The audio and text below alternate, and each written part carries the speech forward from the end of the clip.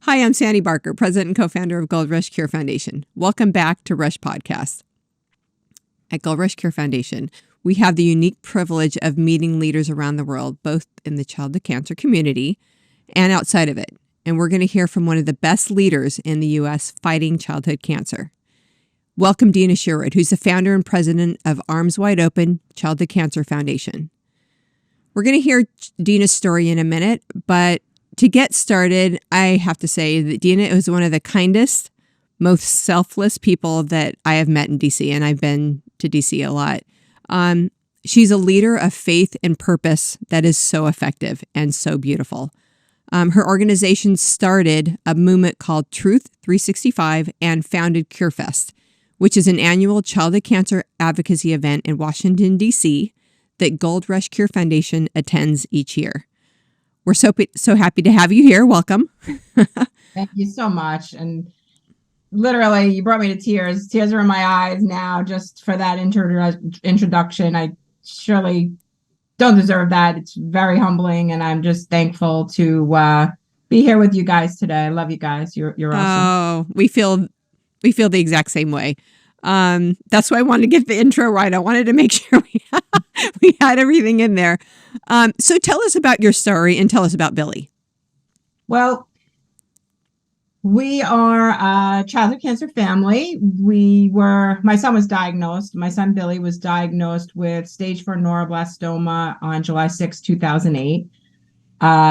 He was at that time given a 30% chance of survival. Wow. It was absolutely devastating to us, obviously, at the time, something that no one ever thinks that they'll hear, or, they think it will never happen to them until it does. Yeah. He was in the PICU for 32 days, pediatric intensive care unit for 32 days. Really, it was live or die situation. And, we were not sure what would happen and what the outcome would be. And he couldn't even get treatment until he was stabilized. Prior to his diagnosis, we had been bringing him back and forth to the pediatrician. Mm-hmm. And, we just knew something was wrong. We didn't know what, but we knew he was, not himself, and he was having issues. And, we had gone back, oh my gosh, I don't know, probably like 7 or 8 times to the pediatrician before we finally took him to the ER.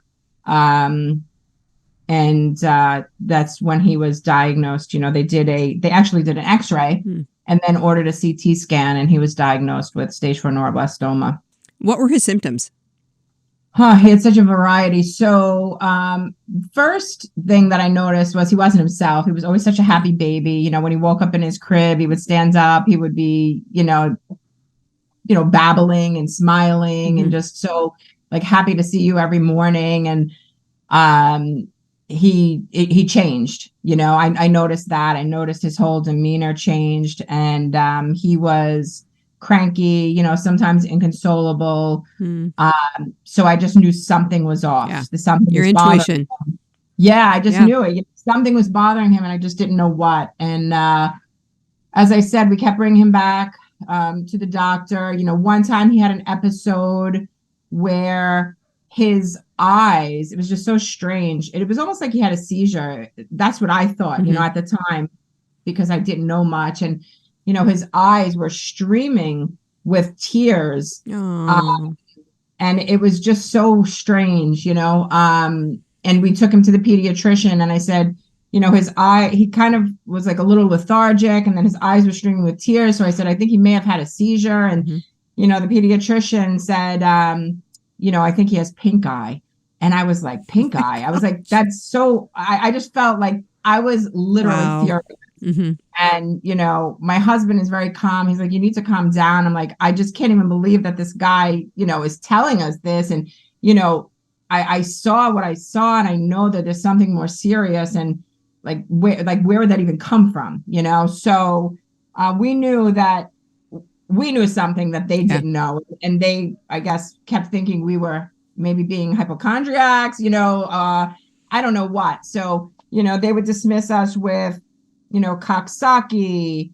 One time they said, maybe he had a bellyache from eating too many strawberries, because they were asking me like, what did he eat? What did he have? Just multiple times bringing back and forth. The final time that we took him, we were actually on vacation. We were down the shore. We would rent a house with my in-laws and my parents, and we were at the beach in the summer, and we noticed, that he started to trip. Now, he had been walking and even running since he was 10 months old. Yeah. He walked really, really early. Mm-hmm. And so he started to trip, and, it was his first time wearing these new sandals. So I'm thinking maybe the sandals are a little big and they're causing him to trip. So I tell my father-in-law, make sure you hold his hand. I don't know. He seems a little unsteady. When we took him to the beach, he wouldn't put his feet down in the sand. And when he did, he was crying. And it was just odd, Yeah. So we cut the vacation short. We went home. I came home. I can remember it like yesterday. You knew something's up. So many years ago, and my husband's out in the garage, cleaning the garage. I'm inside doing a transcript. I was a court reporter at the time. And, he was up for a nap. My husband went up to check on him. And he's like, he's not breathing right. Something is wrong. He's like, I've had it, I've had it with no one giving us answers. So he said, I'm going to film the way that he's breathing, and let's go to the ER. So I said, if he was, I guess if he was disturbed, my husband by it, because he's the more calm one. Then I was like, we need to go to the ER. Right. So he filmed him. We took him there. We said, we've been to the doctor. Now we started going in April. So that was May, June, July, 3 months of visits back and forth. Wow. And, we told them all the symptoms, and we said, we know there's something wrong. Can you please do something? Take a scan, take an x-ray, do something. And prior to this, he had testing because I pushed for like EEGs, EKGs, thinking that maybe he had the seizure. So he had that, but they had never done a scan. So then when we went to the hospital, I said, can you guys do an x-ray? Can you do something? I don't know. His breathing is off. So they said, maybe he has pneumonia. What else? No, I guess that's what it was. Maybe he has pneumonia. So they did the x-ray. They said that they wanted to do a CT. Mm-hmm. The doctor came in, stood at the bed, or the stretcher, whatever, in the ER. And she said, Mr. and Mrs. Sherwood, we don't mean to alarm you, but your son has a mass in his chest and it's wrapping around his spinal cord. And we believe it to be cancerous. So that was the news, that was the news. That's how we got the news the first time we got it. We really didn't think cancer, right? We thought pneumonia, maybe collapsed lungs, something like that. I specifically remember, calling my daughter from the ER. She was 6 at the time, and, saying, Mommy will be home in a little bit. We're just here with Billy and we're waiting for the doctors and it takes a long time. I vividly remember explaining that to her. This is before the diagnosis, telling her Mommy's going to be home to cook dinner. I even remember what I was cooking, shrimp scampi. It's literally ingrained in my mind. Yeah. You don't forget that day, anything about it. Never. No. And then, we got the diagnosis, and the first person I called was my father-in-law. He's the most level-headed, always so supportive. And I knew he wouldn't freak out, but he would give us good sound advice, and then after that, it was just a whirlwind. They took us from the local ER that we went to and transferred us by ambulance to Children's Hospital, local Children's Hospital, where we ended up, in the PICU for 32 days, not knowing if he was going to live or die. He had chest tubes in both sides of his, chest. His lung had collapsed. The tumor was huge. It spanned from his collarbone to his belly button, wrapped around his spinal cord, and was compressing his spinal cord. So much so that they said if we didn't do surgery right away, that he would be paralyzed. Wow. So, diagnosed July 6th, major surgery July 8th. Um, you know, to this day, I regret that surgery. I regret that we didn't slow down a little bit, but you know, when you're you know, told we got to do it now or he's going to be right, paralyzed. I mean, that's right, what's so hard. I mean, with parents, because I talk to a lot of parents, I'm like, you make the best decision with the information you're given. That's all you can right. do. I mean, that's all you Out can of the do. worst Hmm. situation, right? Yeah. Yeah. Yeah. Yes, literally. My husband and I both regret that decision today still.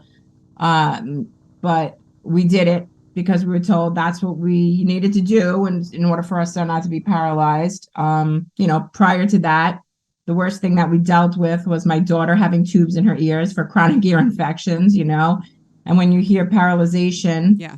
and cancer, and he's hooked up to all these machines, so he had his first major surgery um, at a local children's hospital. Again, Hmm. I regret that decision because they were not equipped to do the That major. surgery. Yeah. They opened him up, saw what a mess there was really inside of him. Um, Probably took some tumor off that was compressing the spinal cord, but the surgeon knew he got himself into something that he Yeah. could not Yeah. complete and closed him back up. And, there my son laid for 32 days. And we didn't leave the hospital, for those 32 days. And thank God he was finally, well enough to then receive treatment and then to come home. But it was a long road. Yeah. Yeah. And I'm sorry for that long, No, you know, no, it's it's a a lot. lot, It's a but lot. I there's so mean, it much just, more. Yeah. I feel like, a lot of people have a little bit cleaner of a journey. I didn't either, and sometimes it just, that's hard. I mean, it's like that. So how is Billy now? How's your family now? How's it, kind of update us there before we dig into Arms Wide Open. Well, if I say that, It's a loaded question, I know, by the way. it's funny. No, it's funny because someone just asked me this, and it was a friend that an old client from court reporting. She had called just to check in and, oh, how's everyone doing? And I said, I could say okay, but I would be lying. And so I didn't lie, and I told the truth, Mm-hmm. and I said, we're struggling a little bit. Yeah. Even, what is it now? 15 years later, I always say once you're diagnosed with cancer, no matter what the outcome is for your child, right? No matter if your child is a survivor or if your child passes and you're bereaved, you're living with cancer for the rest of your life, right? Yep. Yeah. So that's where we're at now. Yeah. I think this is a tricky age for my son. He's 16 now, and he's having a tough time emotionally. Mm-hmm. And because he can't change things that he doesn't like about himself, because of the cancer and because of what the cancer has done to his body. Mm-hmm. And he feels, I guess, a little defeated because he can't change what he doesn't like, control over. Yeah, he has no control over it. And that it's Yeah. taking a little bit of a toll on him. So, of course, getting him help. This started, I would say, probably about 7 months ago, and it's funny because, the whole foundation started because of Billy, obviously, and his diagnosis, right? It was founded on prayer. And, once he was diagnosed and I finally got to come home to see my daughter, I was standing in my kitchen and I said, Lord, if this is what you have for us, show me what you'll have me do with it, and that's the foundation is a result of prayer, really. And just surrendering my life and my will to God's and just recently with Billy again, just trying to help my son the best that I can. And I know I can't help him through everything, but I can be there for him. Right. There are some things that he's going to have to reconcile on his own, and come to terms with. So it's funny that we just started a new initiative called Thrive, which is a mental wellness initiative for childhood cancer survivors, because there really is no care. Once he started, expressing his, I guess, sadness to me. Yeah. I called up the hospital that he's treated at, and I said, what do you have for survivors? What do you have? Is there anyone that he can speak with? And they said, no, we don't have anyone. It's only for the fighters. We're only concentrating on the fighters. And I said, wow, I'm like, I totally understand and respect that's a great need, right? Because that's so traumatic. But where do we leave the survivors? Especially since 80% of survivors have long-term effects. So, they are going to deal with a whole different kind of battle. And it is important to remember that we shouldn't cut them off just when end of treatment they ring that bell. It's years later when they are seeing, it could be immediate or years later when they're seeing those effects. Right. And that is so important. So important. Yeah. So that's something that we've been working on now literally for the last 8 months. Awesome. And it's coming together. Doors keep opening and it's really coming together. And I just, pray every day for him. And, I also pray that God would use me to help other kids that are in his position, Yeah, he definitely is. I think it's his age, really. I think it's that age, he's 16 years old. So, he went through this when he was younger. He was, 13 months old when he was diagnosed. He had 3.5 years of treatment, rough time with treatment. Yeah.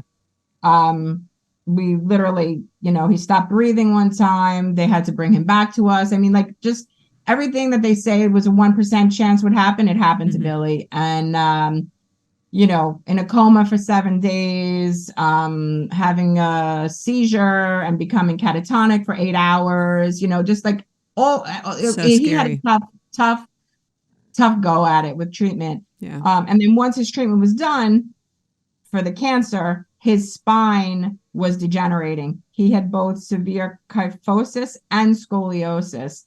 And if we didn't operate, his spine would have collapsed his lungs, and he would have died. So then, going from the 3.5 years of treatment, once we got him to a place where he was no evidence of disease, we then had to take care of the issues with the spine. That was like another year of surgery and, learning how to walk again and therapy. And, so from the time he was about 13 months old until probably about 5.5, he was in a hospital. Yeah. And again, as I said, when you're younger, I don't think you think about, I know you don't think about those things and the long-term effects that cancer has. But now that he's older and he's realizing it, it's affecting him, So I'm really, my goal, my prayer is to really figure something out, and just really get something going for the survivors who are struggling, and to meet them in that area. We do a lot of different work. Yep. This is something that we haven't done before, really caring for the needs of the survivors. But now that it's affected us again personally, it's something that's on my radar and like top priority for me right now because I see the need. You see the need. Yeah. And we've done different advocacy for that cause, but I feel like there's so much more that's necessary. And I love that you're tackling that, and we're in. I certainly am, because I mean, you do see it. I mean, it's necessary. Okay, so bringing up Arms Wide Open Childhood Cancer Foundation, tell us about that. How you started it. I know you were saying you prayed about it. That's always a good way to start, to see if it's such an immense thing to start. Tell us about how that all happened and where you guys are. It's funny, really how it started. Like I said, it was a result of prayer, but I kind of and it was so weird. Like I had this intuition, I guess, about it. when Billy was first diagnosed, it was actually like 2 days into his diagnosis when he was in the PICU.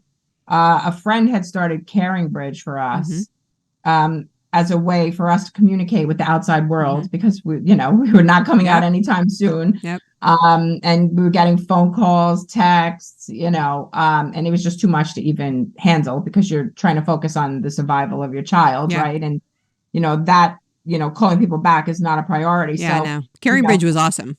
Wasn't it great? Yeah, we had one too for Christian. Right. Yeah. So I would stay up at night, of course, because you sleep in the hospital as a mom? No. Or as a parent, so I would stay up at night and go onto Caring Bridge and respond to people. And I wrote an entry, and the one entry said something like, we love to throw parties. So I'm thinking maybe we start a New Jersey chapter for neuroblastoma awareness or something like that, And that was literally 2 days into it. I don't even know where I got that idea from. I was like, what was I even thinking? Like, how was I even thinking about that? Like, it was just odd to me to go back and read it. I was like, wow, that was 2 days into diagnosis. So that's crazy, by the way. That's nuts. Weird. It's I don't even know what ends up at that point. To go back and read that. Oh my gosh. Like, wow, that was really odd that I even thought about that. Like, where did that idea come from? Because I don't even remember that idea, because I was so exhausted, So, I literally did, cried, prayed, said, God, show me what to do with this. I'm 100% completely broken, and I can't make any sense of this. So, please show me a way to, I don't know, use this for good in some way. And so, we started raising funds right away. When Billy was diagnosed, like I said, he was given a 30% chance of survival. They, 30% chance of survival. And the treatment options were typical: surgery, chemotherapy, radiation, all adult drugs tailored to their small bodies, calculated, weight, height, whatever, and calculated to their bodies. And I was like, this is just not enough, right? So, it was us, and there were, we wound up, he had relapsed. I can't, if I told you the whole story, we'd be here for days, right? So he had relapsed at some point. And then once he had relapsed, we were trying to keep things normal for Sydney and stay home with her, close to home rather, that's why we didn't make the choice to go to the city to Sloan first.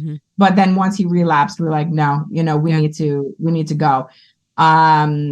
Especially when your oncologist, the local oncologist, told us, we'll let you know when you can take him on his Make-A-Wish trip. And I was like, oh no, like, who says that to someone? And I'm like, no, if they're telling me my son is dying here at some point, I'm gone. Yeah. So we left and we transferred care to Sloan Kettering, and we had met a lot of different families, and, our family and other families had come together. We were talking about raising funds. What can we do?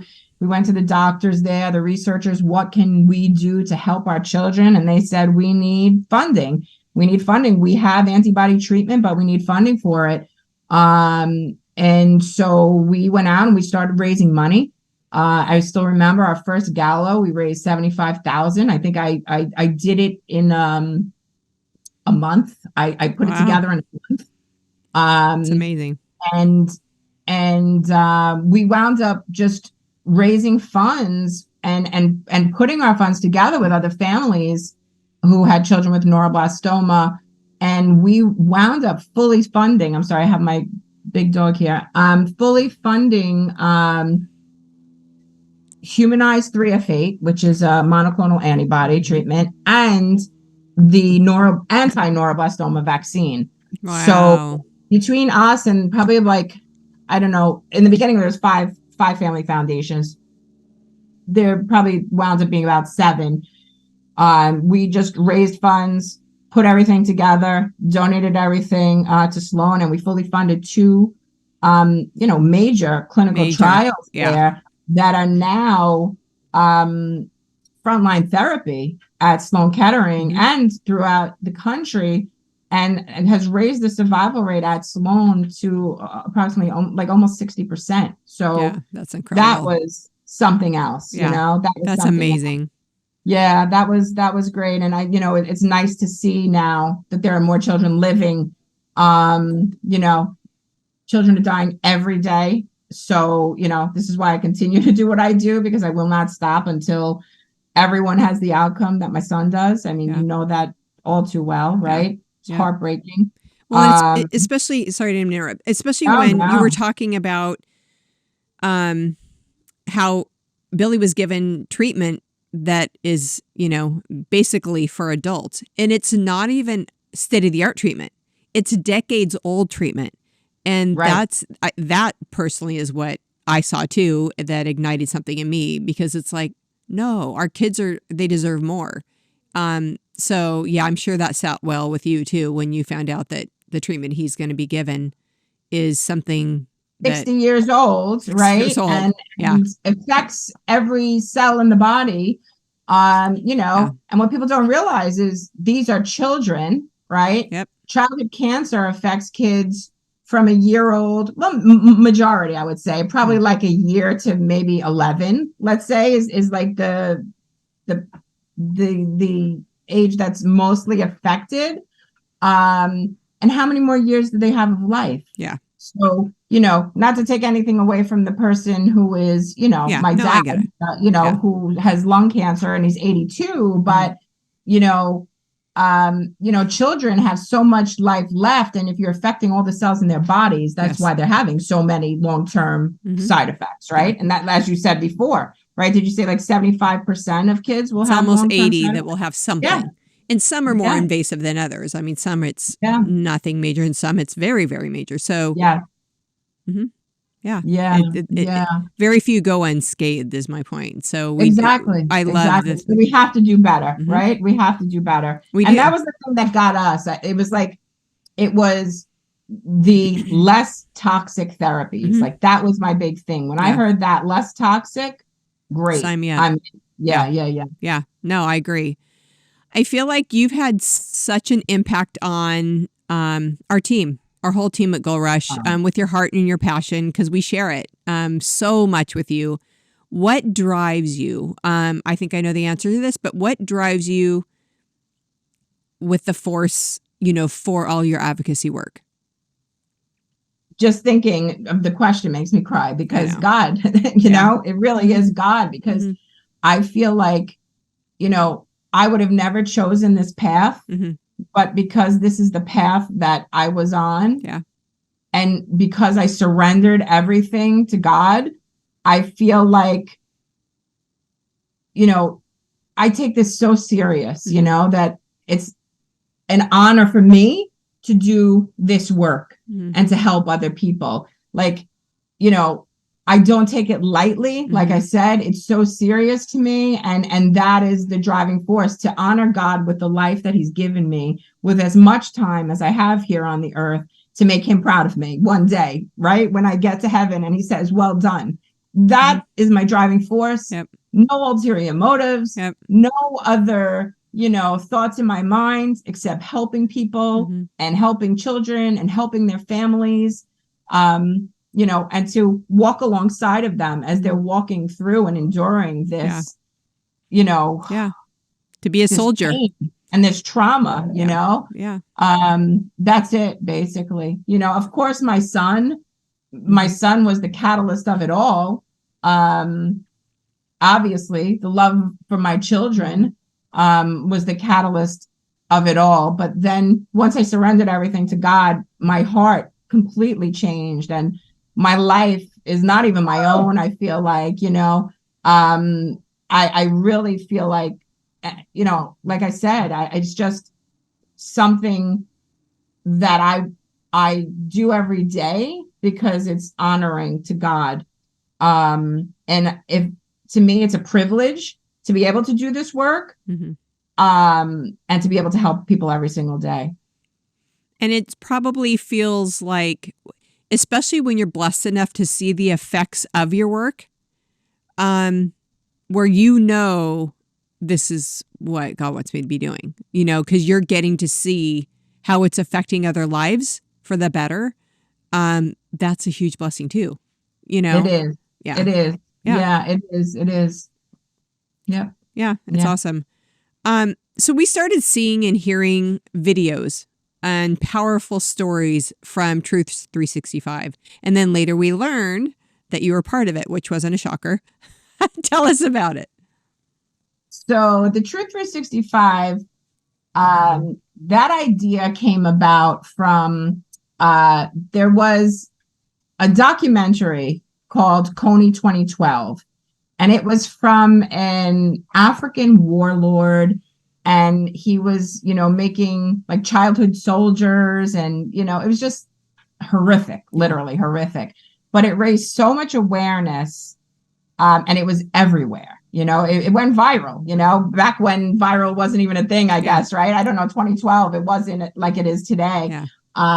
And I was like, wow, I see this everywhere. And I thought to myself, like, why doesn't somebody do this for childhood cancer? Like, we should do this for childhood cancer. And then in my head, I guess was saying, who's going to do it? You do it. And I'm saying, I'm like literally having this conversation back and forth in my head saying, what the heck do I know? Like, I'm not a filmmaker. I don't know the first thing about a documentary. Like what do I know? And then if you build it, they'll come. That's what I always do. Like, all right. So then I started thinking, I'm like, well, who do I know? Right. And I thought about Mike Gillette. So Mike Gillette, I had met, he's a very talented photographer, videographer, huge heart for the cause. He had a neighbor, family friend, whose child was diagnosed with neuroblastoma. So I had met Mike in the hospital on my son's first day of 3F8 treatment, where he stopped breathing.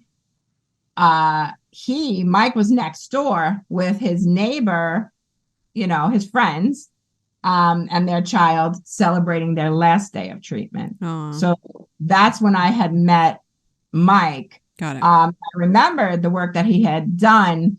And we had done some work together prior to that. We had gone for this crazy, I don't know if you guys remember this, Pepsi Refresh used to give grants to foundations. I don't know if you know about that, but we wound up going for the grant, like the big grant, the $250,000 grant for the humanized antibody is what we were, going for. And Mike had helped and made a video for people to vote or something, so he had helped out about that, and with the website a few times because he's really tech savvy. So I had called Mike, and actually I probably Facebook messaged him at the time, and I said, hey, take a look at this video, Coney 2012. I'm thinking, let's do something like this for childhood cancer. Can you help me? And he got back to me the next day. That I even remember. I think it was like March 12th, 2012 or something. And he got back to me the next day and said, sure, I'll do it. So we started to work together, and, I was telling him my ideas of what I really wanted to focus on, and really giving the kids a voice and getting their stories out there. And that's how it started, Wow. It's funny because we made this documentary, and Arms Wide Open fully funded it.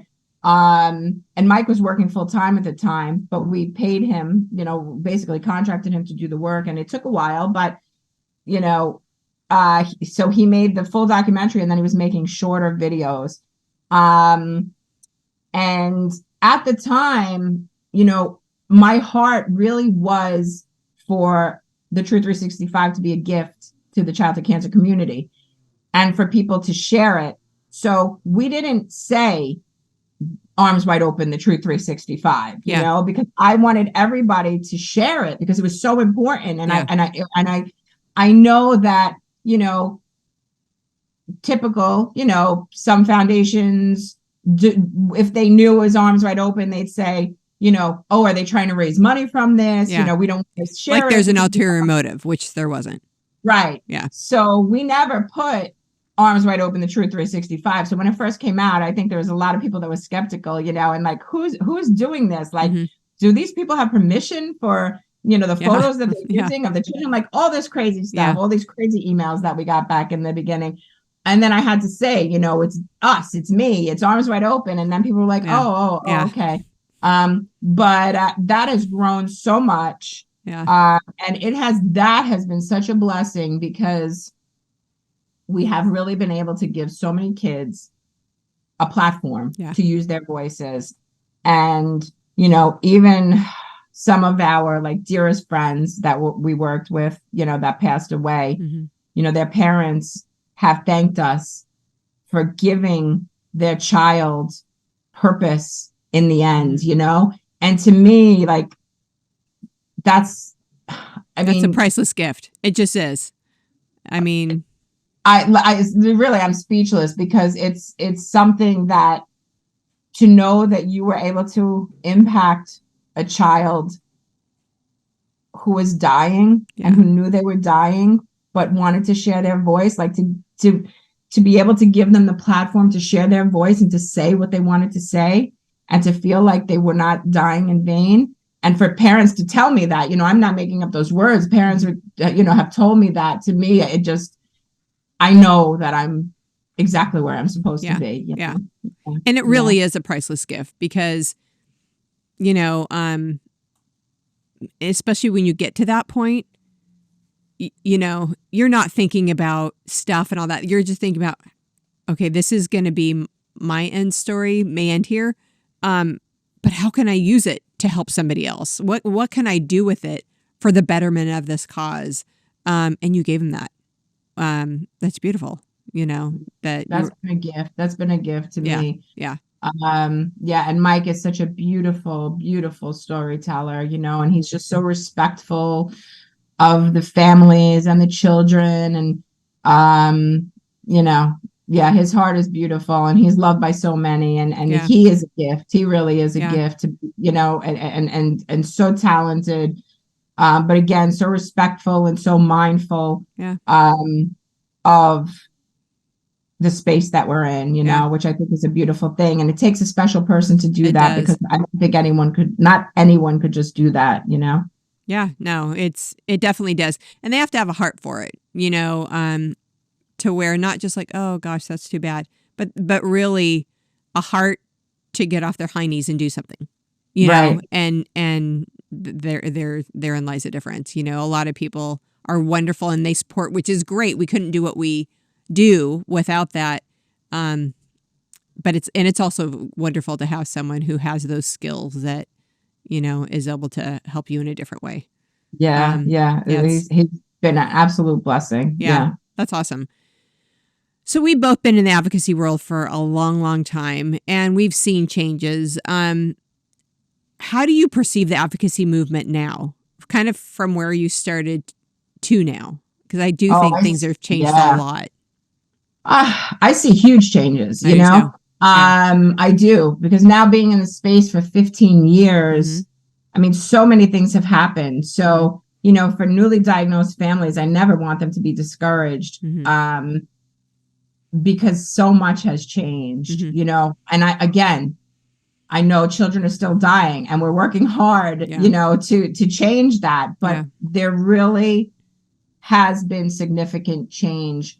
I know, something that was accomplished that was amazing, over the last 10, 15 years was a pediatric oncologist was elected to the National Cancer Advisory Board, which had never been. And, we were told that could never happen. And it happened. And now our kids have a seat at the table. I feel like the unification of the childhood cancer community, by all of us coming together as one voice, we have been able to get bills passed into law. And it really is a testimony to our community for stepping up and really speaking together as one voice. And those, Gabrielle and Miller Kids First, the STAR Act, Creating Hope Act. I mean, that legislation has brought in I don't know, probably over 100 and I don't know, I think like 175 million over the past 10 to 15 years. Um, Another thing that has changed, the more than four, that whole campaign, more than four, we're now at about 8%. Do I think that's good enough? No. Yeah. I don't think it's good enough, but it's doubled, right? So it's doubled from when we first started out till now, 15 years later. Again, is it good enough? No. If it was good enough, then parents whose children are in the fight would not be out fundraising, Yeah. right? So, but it's a marathon. We both know that. I mean, this is, and that's what's like, it's interesting for me. Like when I do get to meet up with other people who have been in this a long time, and Christian died, we're coming up on 16 years, and I started right after that. And so when he was sick, and I was seeing he had 2 bone marrow transplants, 3 relapses. I mean, it was just his cancer was so rare. And so it was, they really didn't even know what to throw at it. But seeing the archaic treatment that he was given did not sit well with me. And I studied nursing first. So, I mean, I have some medical knowledge. And I was just like, what on earth? Like, this isn't okay. And then going through all of that and really trying to throw everything at it that was so invasive and so extreme. And then he died cancer-free. He died from his treatment. That was so toxic. That didn't sit well with me. So that really did start a fire and a passion in me, even before he died. And then after he passed, I really said, I am going to be the voice of his voice. I'm going to be other people's voice who can't get there. And I'm going to start my advocacy work. And so that's when I started going to DC. And now we're at like 30 trips later or whatever. Yeah. I think that's why it's so meaningful to have you sit and talk with us, because I feel like you've changed the advocacy reality for the childhood cancer community through CureFest. I have been to DC with so many different ones throughout the years, and some were great and some weren't. And I love that our Gold Rush team participates in this, because I do feel like there's so many different foundations that do play better in the sandbox through CureFest than they did with other ones. I don't know why, but I just feel like they do. I feel like things are more efficient in all the different ways. And so I'm very, very, very grateful, for CureFest. And I would love just your input on being the person who kind of started all this. Gosh, that has to be just jaw-dropping to see what it's become. I think because I live this every day, it doesn't really affect me like that. And I don't even think about it like that. It's just like something that I'm doing. But, but when you're there and you're seeing everybody, isn't that just like, oh, thank you, Lord. That's just so cool. Listen, I feel like the whole premise of CureFest was to unite the childhood cancer community, right? To unite us. And it does. There were so many different foundations doing so many different things, and everyone has a place, and everyone, is doing wonderful work. But how much more can we do when we come together, right?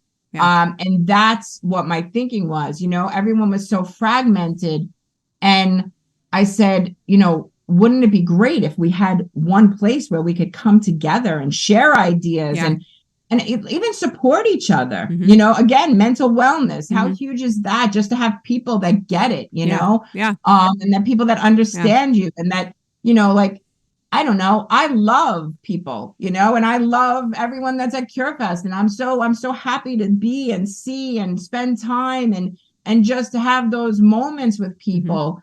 And just to have those connections in my life on a personal level, you guys, like I said, I love you guys, and I'm so thankful for you. And love you too. Really. And I'm just so thankful that you care so much to make such a huge deal, for the kids.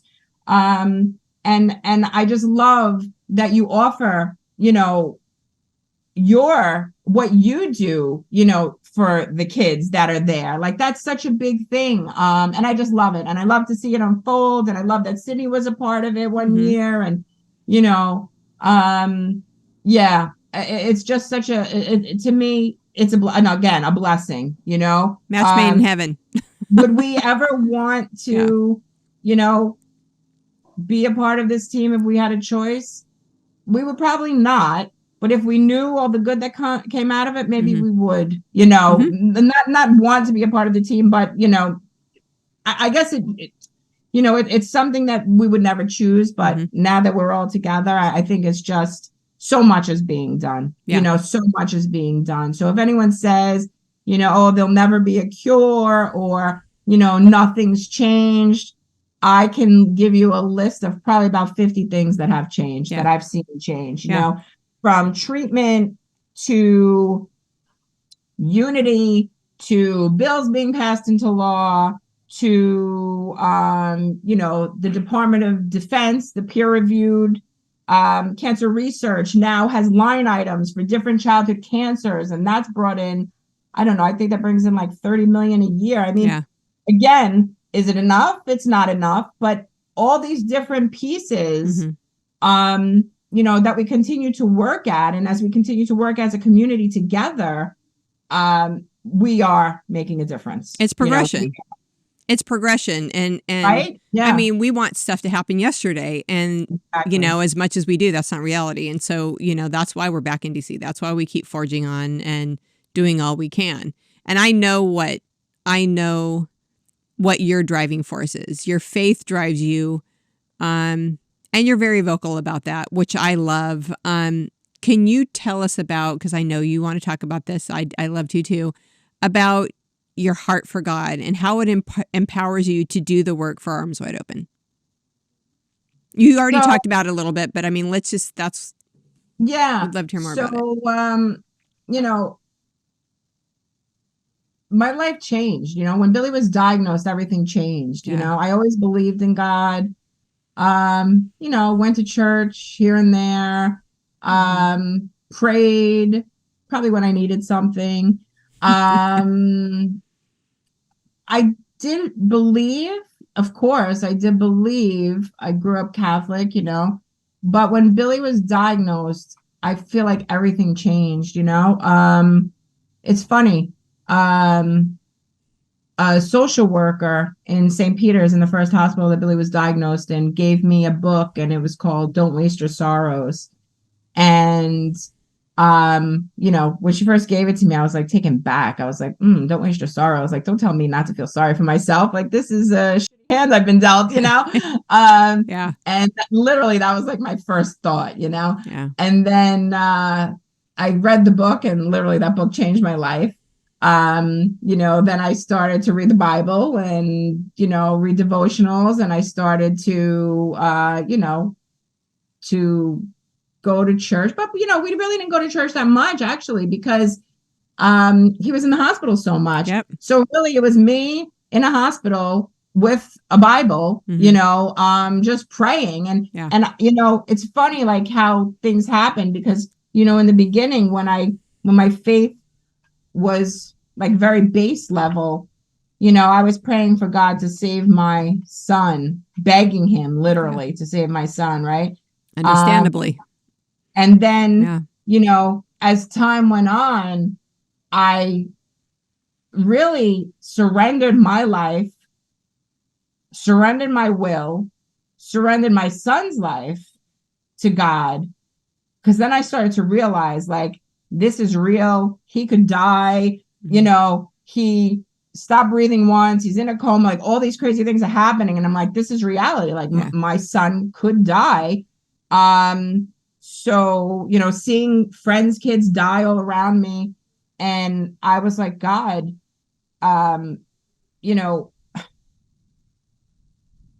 it was just like such a, I guess that was like it's surreal.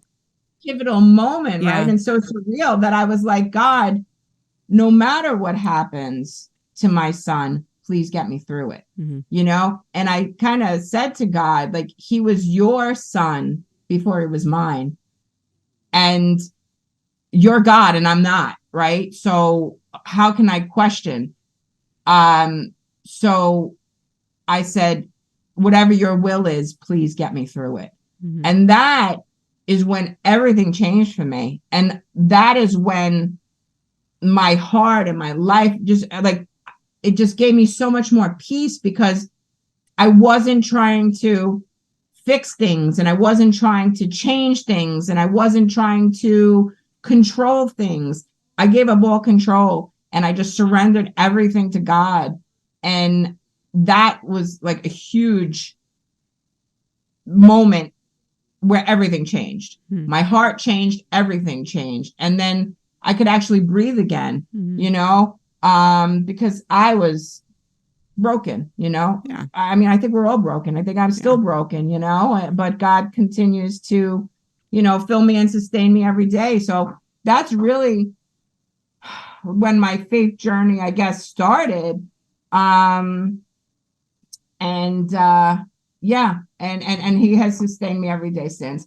And a lot of people can say, well, your son lived. And that's true. He did live, and I am thankful for that. But that's not the reason why I'm faithful. It's not like I'm trying to pay back God for saving my son. I don't think it is either. I don't believe that in a sense. No. I've had people that were way more faithful than me, and their kids passed away, and so that's just a rabbit hole people go down, I think, and talking about God and cancer and kids and blaming God, and I understand the anger, I do, but this world is stricken with sickness and death, and this isn't all we're meant for. We're meant for so much more, and I think that's probably what sustains me the most, to know that this is not our home, that we are made for so much more, that no matter what happens on this earth, that our family of 4 will be reunited in heaven. No matter which one of us go first, that we will see each other again, and we will be with each other forever, in eternity, right? Yep. With no more sorrow, no more tears, no more pain, no more cancer, no more disease, no more anxiety, no more stress, just pure love and joy. And that's what sustains me on this earth. Yeah, absolutely. Right? I mean, if I would think about every day, my son's going through something every day. My daughter goes through things. I mean, this life is hard. We go through things. My husband has PTSD. I have PTSD. Yep. I mean, life is hard. Life is hard. Yeah. But God gets us through it. Yeah. Yeah. It's it's easy to have faith when your life's all rosy. Right. But it's when it's kind of scattered with afflictions that you really do have to step up to the plate. And I cannot say I didn't have anger. Christian went through stuff that I will take to the grave. It was so horrific. Right. He went, so was I disappointed? Was I angry sometimes? Was I? Yeah, I was. Of course, you're a mom and you love your son. Yeah. But I also had those like God puts things in your head and he talks to you. There were also times where I was like on my knees and I was just like, what? Like, why is it this bad? And he said,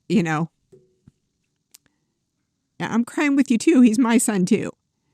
And that was so profound for me because I pictured him up there like, weeping with me as I'm weeping for my son. He's weeping for him too. And that was a moment that I will never forget.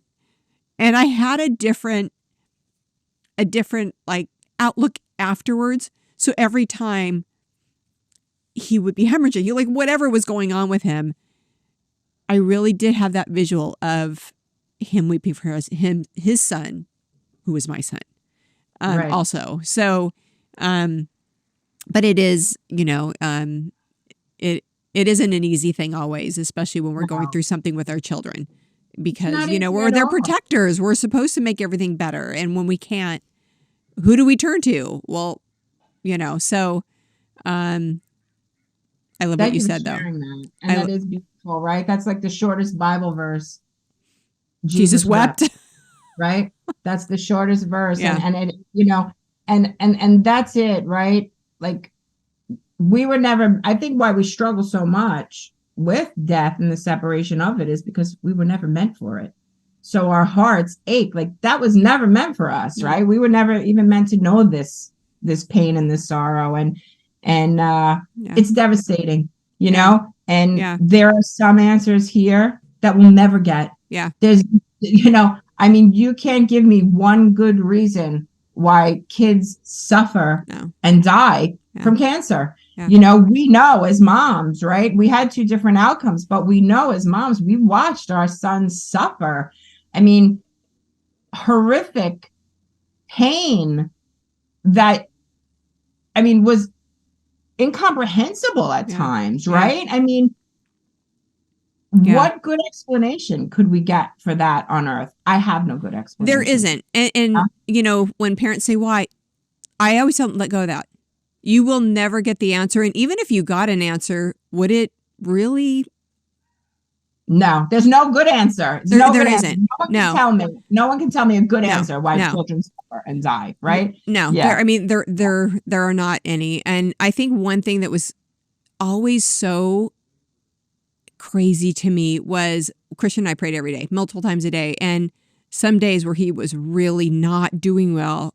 I mean, I really tried to hide when I was scared, when I was sad, all that stuff from him as much as I could, but. Right. Me too. Sometimes when I couldn't, like thinking about it, just, he'd be like, Mom, God's got me. And it always floored me how this kid who's hemorrhaging, who's going through so much stuff, still feels like God's got him in his palm of his hand. And it was just like, that's where I was like, thank you, Lord, for just holding him close to you. You know, I'm sure he's scared. But thank you for protecting him and protecting his emotions and everything like that. And I was so grateful for that. Confidence, right? I mean, that's something to be said for a child to say that, who is in so much pain and who is suffering so much. I mean, I think he holds them close, though. I really do, Dena. I feel like he holds our kids close when they're going through this, because how would they get through this like they do without that, you know? Right. I don't know. It just, it's pretty crazy. I know. You know, it's a tough one. That's a tough one. And it's a heartbreaking one. And it's one that we struggle with, you know, for sure. And, you know, I mean, how many friends, children have we had that pass? And, you know, it's heartbreak after heartbreak. And I really feel like that's why we continue to fight so hard, is because, you know, we walk with our friends in this heartache, and we just want to make it better, you know? Yeah. And I mean, that's one of the reasons I advocate a lot. I don't want someone walking in my shoes. I don't. You know, so anything we can do, we will continue to, you know, we've got to. You know, I agree. Yeah. I agree. Yeah, we're in it for the long haul too. We are. And not just for our kids with cancer. I mean, you know, Gold Rush is so, we have such a heart for the siblings, and we're so dedicated to making sure that they feel loved and secure and cared about and valued and everything too. And we love and admire Sydney, and you know, how has this journey affected her? I mean, we get to see how wonderful she is when we're in CureFest and reading about everything, but tell us a little bit about her before we're heading off. Yeah, she's amazing. Yeah, she is. She's, you know, been affected for sure. Of course. You know, Billy was, she was 5.5, 6 when he was diagnosed. And it did take a toll on her. Yeah, of course. Yeah. You know, it still affects her. You know, she suffered with anxiety, depression, and eating disorder. As a young child, you know, she was 7 years old, and, you know, she was afraid to eat because she was afraid she would throw up and get sick. And we were in the hospital, and no one who was going to take care of her. Wow. Even though, of course, my in-laws were here and my mom was here. It took a toll, and she basically stopped eating. She lost 15 pounds in a month, you know, at 7, which was something else, you know, but she has a very strong faith as well. Yeah. And she has really, you know, grown, and she has really overcome so much. Music was huge in that, I don't even know if people know that, but that's how she started to sing, and play the guitar was, when we were in the hospital, the last time we were in the hospital with Billy, we were there for like a month and a half, and she was so distraught, and she started to play the guitar and she started to sing worship music to calm herself down. And who knew, that she would have such a gift, or God would give her this gift. And I really feel like God did give her that gift of song, to soothe her soul, but then also, to help other people as well. And she's literally my right hand, and, here at the foundation, and she's been, advocating literally since she's 6 years old, and working at the gala, the first gala she got up there. I could still remember. She's probably 6.5, and she's up there and she's calling raffle numbers, like she's an adult. People are like, oh my gosh, So she's my best friend. Just an incredible support for me, Like I said, she does everything, with me, with the foundation. She's such a great sister and sibling. You're each other's biggest cheerleaders, I can tell. Oh, yeah. She's something else. I'm so blessed to have her as my daughter. And I really can't say enough about her. And again, everything that she's overcome and continues to overcome, because it's not, anxiety, depression. It's not something that goes away. But it is something that she overcomes every day. And, some days are better than others. And, could be a year that's a great year, and then it could be 3 terrible months, but she is overcoming it. And she also, she has a heart to help others too. So even through her struggles, she, started this siblings group, For Siblings by Siblings, with Austin Blazer. It's just a peer support group for the kids to get together once a month and just talk and just, to have a support system in place of people who get it, So I think that's so beautiful. She did that all on her own. It's not like something that I was like, oh, Sid, you should do this, It was something that was on her heart and that she had wanted to do for a while. And, it just got off the ground probably a month ago. It's been great. It's been great. And it's for, surviving siblings of children who have passed, and survivor siblings. It's for both. That's awesome. And so necessary. Yeah. It's so needed. It's such a big thing, right? People don't realize how the kids are affected, and we have a pretty solid family, but it still affected my daughter, and she, she tells me, and I know it, I saw it as well, but, where people would say, oh, how's Billy, and then Sydney's right there. Oh, Billy, so good to see you. And Sydney's standing there and like, hi, it happens, because the child who is going through cancer, I'm sure your daughter probably felt the same at some point. I don't know if she struggled at all, or if, did she? What did she? Yeah, we just interviewed her, and she was saying, it really meant a lot to the people who did come forward and remembered her and my other son, Garrett. Acknowledged her, right? Yeah. Because most don't. Right. They don't. They're just, their focus is on your child that's sick. And and it is so important that then again, that's why Gold Rush doesn't just bring him the gifts, but the verbal accolades. You're just as cared about. We're so proud of you. We know this is hard for you too. And we want them to verbally, besides the gifts, we want them to know that they're just as valued and we care just as much about them, because they don't hear it. They don't. Yeah, no, they don't hear it enough, and that is beautiful. It's beautiful. You guys are so special, and I love your heart, and I'm so happy to work together with you. It's been a blessing. Jeremy's been a blessing too. He's volunteered bereavement retreats for us, which was so amazing. He's amazing. I know. Yeah. So whenever I see you guys, I love it. I'm just so happy to see you. It's like family. I wish we had more time together. I do too. And we feel the same way. I mean, Monday, instead of going home, we should stay Monday after CureFest and just hang out and spend the day in DC together. Maybe I think we're going to have to do that next time because we're going to be back. We're going to be back next September. Awesome. I feel like that too. And especially from, one mom to another, doing the advocacy work. And I personally, and I know our whole foundation, I appreciate you. I appreciate all of your work.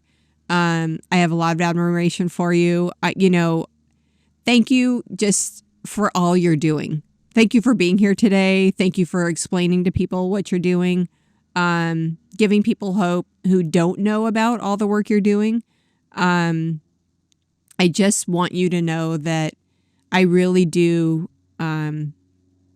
I know what drives you, and I have a lot of just admiration for the work you're doing because I know it's exhausting sometimes. It is. It does. It is tiring sometimes, but God does sustain me, and that's how I keep doing it. Honestly, because it is a lot of work. And, but it's so important, so necessary. Yeah. And I know, I'm exactly where I'm supposed to be. I can see, the people that are benefiting, even from our bereavement retreats. We have like 2 bereavement retreats a year, and as difficult as those are probably, my most difficult weekends because I'm so focused on each family and caring for each heart that's there, and not overlooking anything and being attentive and not adding to their grief in any way. So like those weekends are probably the most difficult for me because I'm so focused on getting it right. I don't want to hurt someone's heart. I don't want anybody to be offended by anything they hear. I sit in every session. I sit in all the sessions with the parents, not because, I'm nosy and I want to hear what's going on, but because I want to make sure everybody's heart is okay. If something triggers them, if, they need to leave a room, I want to make sure that I'm there to be there. If they need to cry, and if they're, something upset them, I want to know, so those weekends are very, very heavy for me. Because as I said, they're struggling already and they are in such a tough fragile state place, right? Yeah. But, I just want to make sure that everything is as close to perfect as it can be for them so that they can take that time to connect and to heal and to express their emotions and to feel safe enough to do that, so that's a big responsibility. Again, something that I don't take lightly and a huge responsibility. So those are probably, weekends where I drive home and or fly home and I'm exhausted, but I'm also crying tears of joy because I'm so thankful that we were able to provide the platform for them to be able to do that. It's so insignificant, like in a sense, if you think about it, right? Like it's just something. And again, that was a prayer because so many of my friends' kids were passing, and I said, God, show me what I can do to help my friends, even in some small way. And that's how the bereavement retreats came about. And some great things have come from it. Even like marriages saved where people have emailed me or texted me and said, or even talked to me and said, Dena, we were filing for a divorce and we said, my husband didn't want to come, and I said, please, let's just go, no matter what's going to happen at the end, we can still continue with it, but please come. And, they've said like, this has saved our marriage. So to know that you're helping. Like, to me, Mm-hmm. it's a gift to be Yeah. able to help people and to know that I'm helping no matter how hard it is, no matter how heavy it is or how exhausting it is. It's 100% worth it to me. And I would not change a thing because all I want to do is help as many people as I can here while I'm Yeah. alive, And with you are, whatever and you time God are. gives me, Yeah, you know. you definitely are. So on that thought, what are your, one last thought, one last message that you want to give the families that are struggling? Before we go, what is the last kind of I from your would heart? say to any family, Yeah. that they're not alone, Mm-hmm. that we are here. Those are not just words. Mm-hmm. Anyone that knows me knows that I will help anyone Mm-hmm. in any way that I can Mm-hmm. ever. If I can help in multiple ways, I'll help in multiple ways. If it's financial support for a family, if it's, talking to someone on the phone for 2.5 hours just to listen to them and to get them through a day. I mean, this is not a business. This Yeah. is something from the heart. Yeah. And, I guess my message to the families would be, you are not alone. Yeah. We are here. Mm-hmm. I am here. Our foundation, our family is here to Mm-hmm. help, to support. Mm-hmm. If I don't know the answer, I can find out the answer for you. We've been in this community now for 15 Yeah. years. And, I guess really basically that is the message that I would leave, that you're not Mm-hmm. alone. And if you feel like you're alone, then come to us because you won't be alone for long, And you're right, you won't. I mean, you're amazing. I don't know how you do everything you do, but I'm thankful you do it Well, thank because you. there's Thank so you. many families and that do need. Sometimes they don't even know what they need, but Right. the insight, after being in the journey a long time, you do. So I truly, from my heart, thank you for everything you do from your heart that you do that benefits all these families. I know why you do it. I know, I can only imagine how proud God is for all the work you're doing. But just know that, myself personally and my foundation, and I think that's why we just click so much with you, because we are so like-minded. But we're very, very, very appreciative and thankful for not just the work you do, but the person you are. So Thank it's you an so honor much. to know you. It's an honor to love you. And I appreciate you being here today. I love you guys. Thank you so much. That means a lot to me, really. God be with you guys. Thank you. See you in DC. Yeah, love you. Love you Hi, too. Jeremy. He's Have a waving. great day. And thank you so much, really, for even having me on and for thinking of me. I really appreciate that too. Our pleasure. Love you so much. Thanks. Have a Bye, great day. Dena. Take care. Till next time.